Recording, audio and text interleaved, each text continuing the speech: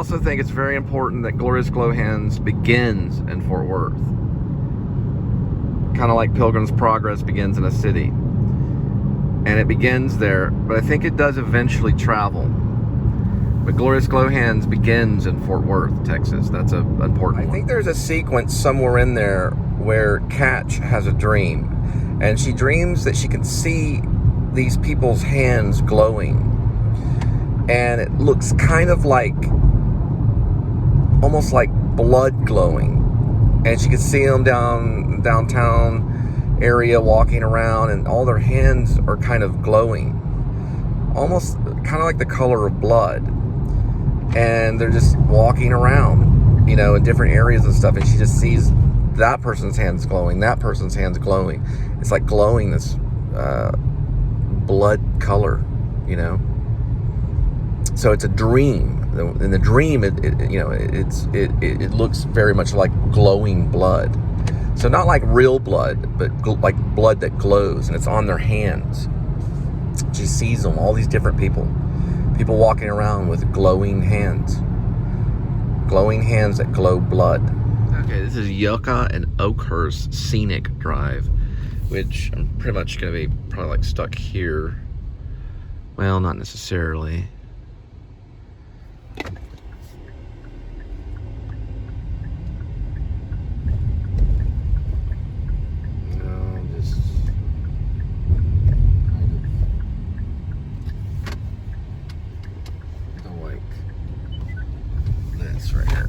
So now I'm over here. It was kind of an edit. I edited while I was driving. Tame O'Shanter. Now, I've never been up this road, but I've always wanted to go. And this used to be behind a church. This whole little community right here. There's a little circular church. I don't know if it's still there. I think it is. They have messages outside and stuff like that. But remember, Glorious Glowhands does deal with religion as well as politics. It deals with, I wouldn't want to say like completely militia, but Colt is trained. He does have jiu-jitsu training. He knows how to fire a sidearm. He knows how to fire a sniper rifle. He can be militant when he needs to, but he doesn't want to approach any of that in his investigations. And they could, they chase maybe serial killers, all kinds of murderers, all kinds of stuff. Very kind of true detective, but then also like Twin Peaks. But they're only on one case right now, which is a Jane Doe case. So, it is a fictional CSI show, but sometimes when I write down CSI, it kind of makes me think, is it another CSI show?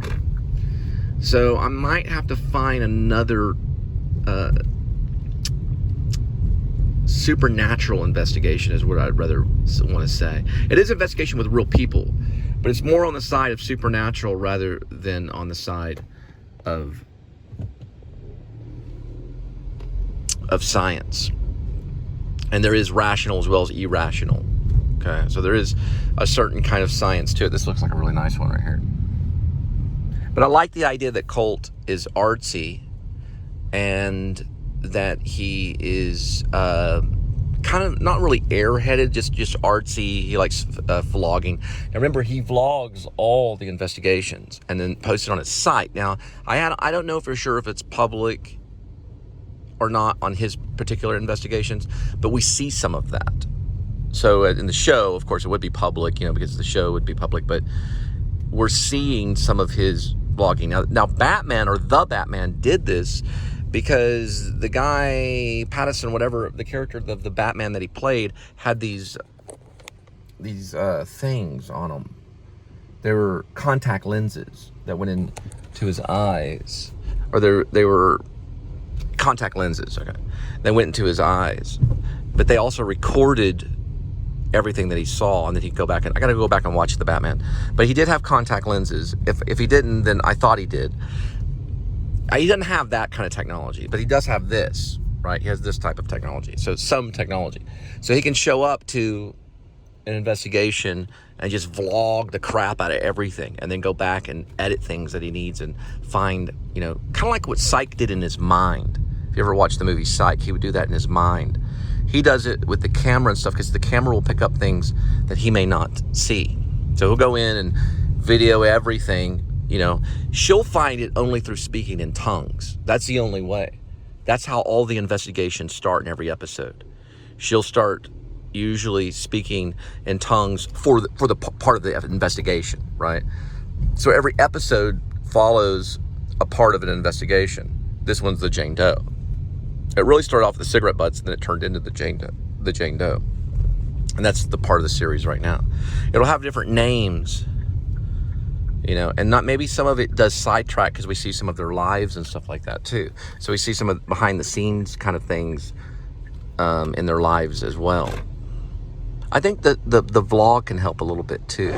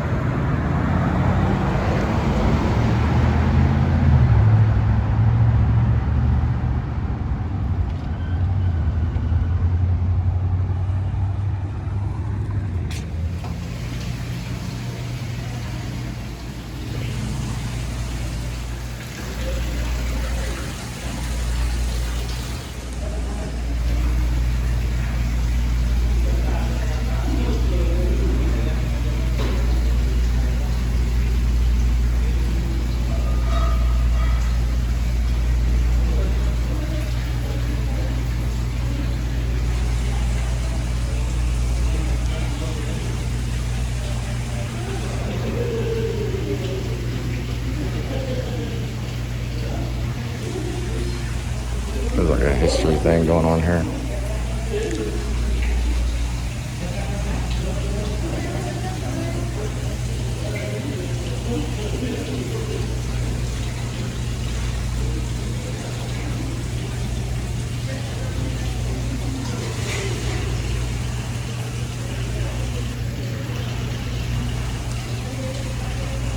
So basically, it goes back to 1922.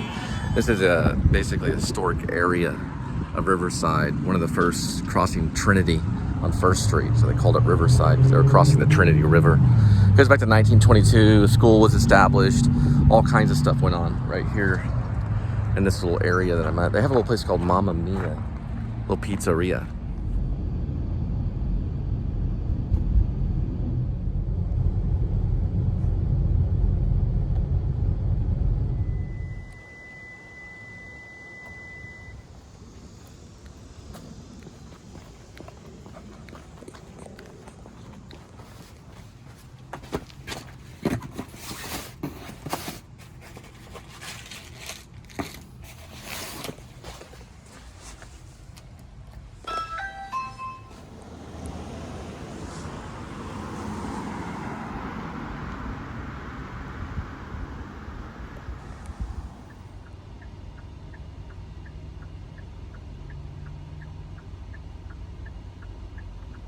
Okay. All right, we're going to the Patriot Pig. We're in Haltom. This is a place, another important story takes place in my life that I wrote about. I've done a lot of writing. It's called The Catnappers, and it is on myfictionpress.com. It should be on fanfiction too. Now, this was the first one I was really working out of college. My dad had got me a ThinkPad. It was a little laptop, IBM. I had no floppy disk drive because he had a special friend that took out the floppy disk drive for some reason. So I have no floppies of it. It's only on a computer. The original's not that long. The published version of it is online on fictionpress.com under Catnappers. It's probably the only title, Catnappers, that, and it's spelled in strange ways, a couple different ways. It's a take on kidnappers, but it's about catnappers. It's about these people that kidnap cats, like feline cats, and they sacrifice them. It's a satanic cult. Anyway, It kind of happened in Haltom, like in the mid-'80s. It's based on kids that are against it. So these kids want to save the cats. There's Haltom Live right there. That's what the story's about. It's about these kids trying to save these cats. But anyway, Haltom Live is where they do original movies. They do Texas movies, original independent films from Texas. That's actually true. A friend of mine had won an award. He played a doctor. He was in a little film. His name is Glenn. He did really good, but he got an award for that. They hand out awards and everything. They do little independent films. That's where they do it back there at Texas Live, right here in Haltom. Believe it or not. Little small town doing film festivals, and they do it all the time. Catnappers does take place here in Haltom. Some of it at Haltom High School. This is the old Haltom. My grandmother went to that church right there, and my uncle was married there too, to Carla. My Uncle John, and that church right over there. That was the church. He got a Camaro and he married her and took off and went into business. Now this is Haltom, okay, Haltom High School. And it does take place, they camp out, the kids camp out, like a summer camp out kind of thing. Because in summertime, we used to go here all the time where the bleachers were. We'd go underneath the bleachers, we'd run around, we would jog, exercise, sprint, all this stuff right here.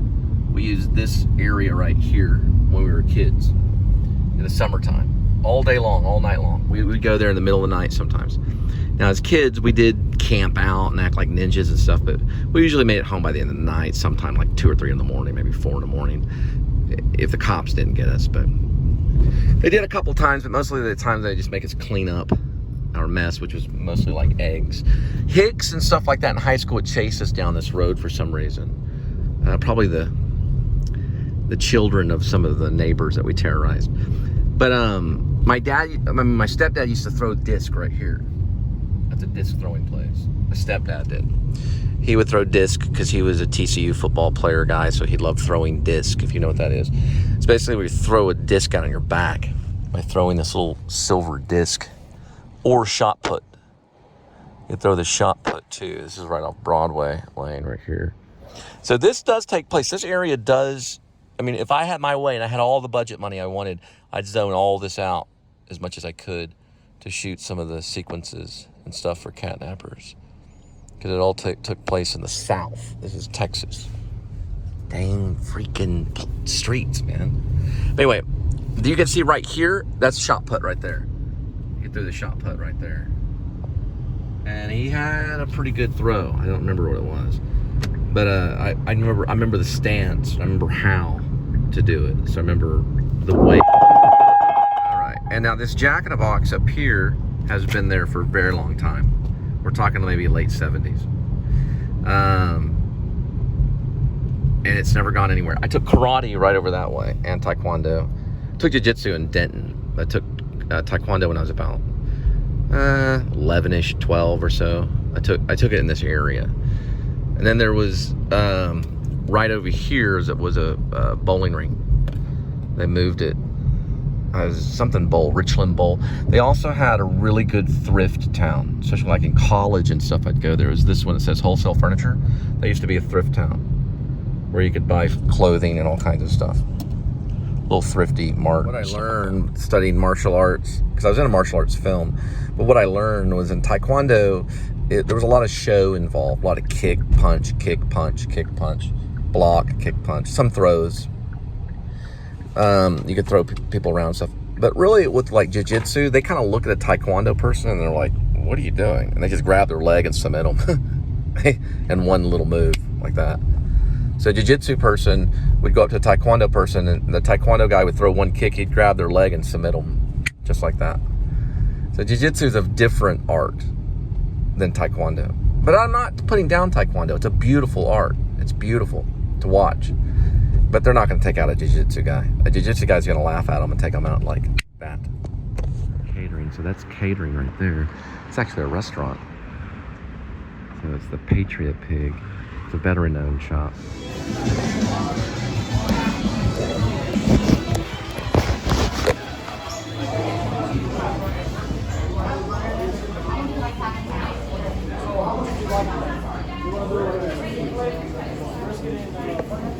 I'm with a 2/3 pound. Yeah. Or the barbecue plate for 2/3 pounds. It says 2/3 pounds. Oh, 2 meat. It says 2 meat. Yeah. I'm gonna do burnt ends and then my bad.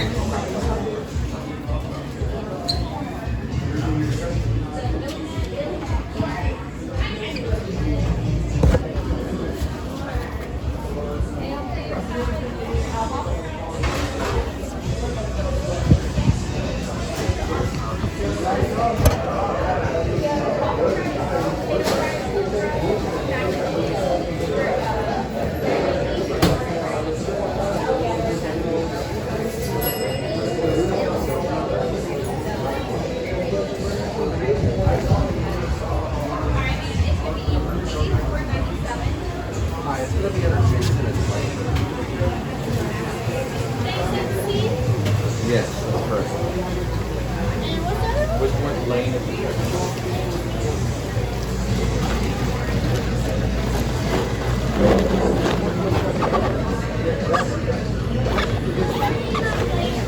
All right, do you know the time on it? A couple minutes.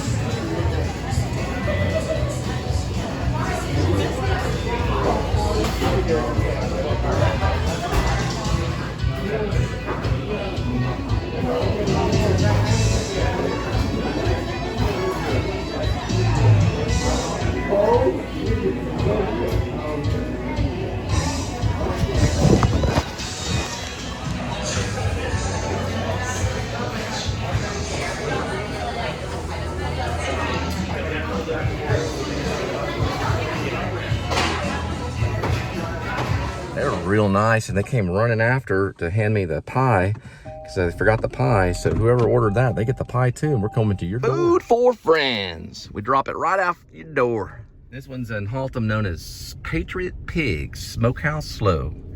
Patriot Pig. There's a lot of them. Pretty nice. Pretty good. Looks like Coulter's barbecue. I had a leather jacket in high school, and I was washing my car. I left that leather jacket right there, and someone stole it. And by the time I left after the car wash, so I took it out of the car to wash the car. I love that leather jacket. I reported it to the police that it was stolen. I went right next to Richland High School and walked into the police station and sat down and filed a report. This is a true story. I'm not lying. That someone stole my leather jacket. And he took the report, so we'll keep an eye out for it. It was an expensive jacket. It was leather, like a motorcycle jacket. I had described it and everything in the report. They don't go after phones and they don't go after leather jackets. But I reported it because it happened at the car wash, you know. So it gives them a little hint on where people might pick up jackets and stuff. It was a leather jacket. It was really nice. I was only gone for just a second, you know. I remember I washed the car. I set the leather jacket. I think what I did was I was vacuuming it, and I put the leather jacket like where the trunk was, or I set it where the vacuum thing was, where you vacuum. I had already left Richland. I had already moved to Haltom, I think, at the time, and I was getting ready to go to Fort Worth. And man, I got so mad. And then I went back to my mom's house, and I was upset, and I got so mad that leather jacket was gone, because I was in love with this girl named Julie, and it was like I was infatuated with her. I didn't really like love her, but I was like infatuated because she was a friend of mine, and I would take her everywhere, and she really liked my leather jacket because it had these little buckles on the side and stuff. Man, I was mad. So what I did was I took my mom's dining chair. She had this chair. It was like a real thick dining chair. I went to this school too, right here. That was junior high, North Richland Junior High. Now it's North Richland Middle School. It went up to 9th grade back in the day. But anyway, I took her dining chair and I just kind of poltergeisted across the kitchen floor. I just kind of pushed it. It slid across the kitchen floor and banged into the dishwasher, denting the dishwasher pretty heavily. It's a pretty heavy dent, which is it's a pretty big deal for a woman to have a dishwasher, especially a mom. For a mom to have a dishwasher, an automatic dishwasher, not a real dishwasher. It wasn't a person. It was a machine. The dishwashing machine, and it dented it, and she got mad. I mean, she got really mad at me, real mad at me. I got in kind of a little bit of trouble.